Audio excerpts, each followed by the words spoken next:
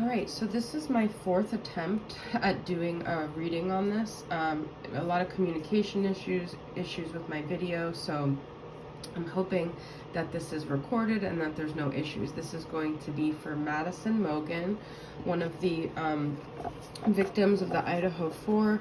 I've already done some other people involved, so you could look at my playlist on Idaho 4. There's about 5 or so videos in there. I was trying to channel Maddie. I think I'm gonna just kind of leave it open to whatever wants to come through.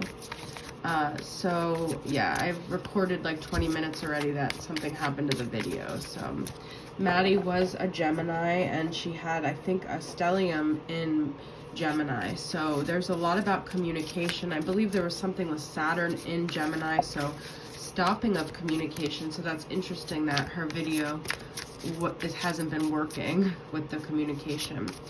All right, so what's the energy coming through for Maddie right now? I was gonna say Mads. I don't know why I keep wanting to call her that. She worked at Mad Greek, and it's just really interesting, all the weird things, but she was a beautiful soul, and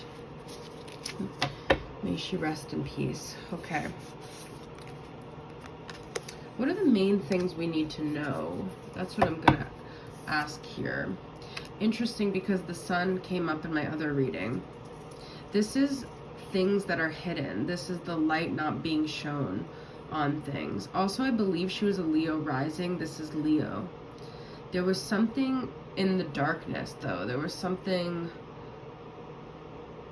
not being exposed to the light. And this could be what she's trying to say about the current case right now.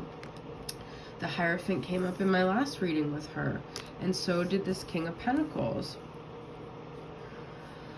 Capricorn, Taurus, Virgo, masculine energy. This is someone, I feel like I'm almost getting like this isn't justice, but someone like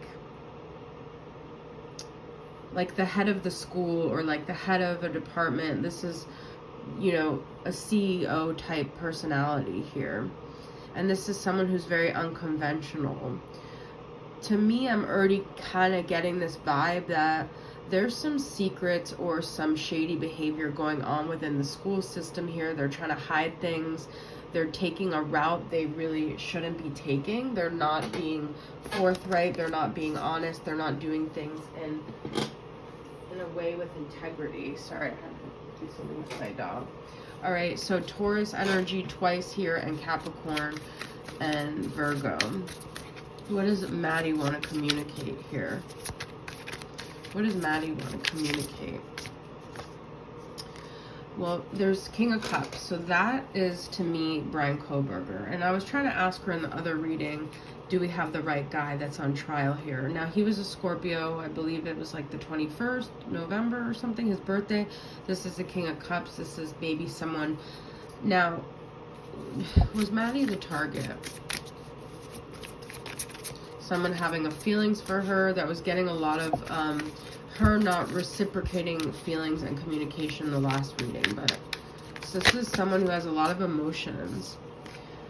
This is someone traveling. This could be the car. This could be someone watching her. I'm getting someone watching from their car, admiring her, loving her, being obsessed with her. Scorpio energy. Someone trying to communicate with her. Oh no, I was getting 8 of Wands, 8 of Cups.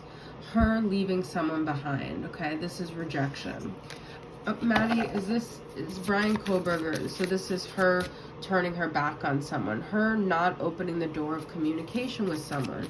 Her trying to get someone to move on. I do think she potentially could have been the target here based on this. But this is just a tarot reading, guys. It's just speculation. It's just energy.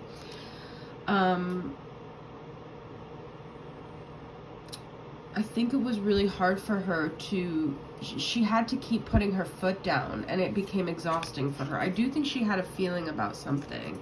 She didn't want to make any decisions anymore. She didn't want to deal with it. I definitely think there was a situation she was dealing with that she did not want to be dealing with. She could have talked to other people about it. She didn't know what to do. She felt like it was a rock and a hard place with this Pisces energy.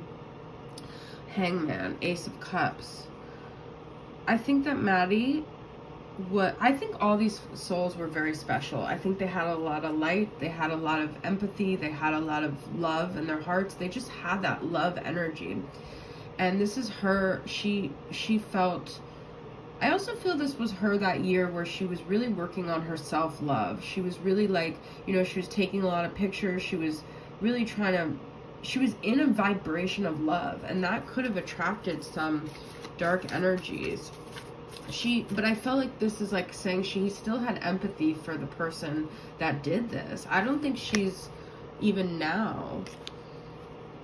A lot of these cards came up in my last reading I did of hers. What was this Two of Cups reversed about? This is her not feeling the same about someone, though. It's like she felt sorry that she didn't feel the same towards this person. Is Brian Kober the right guy, Maddie?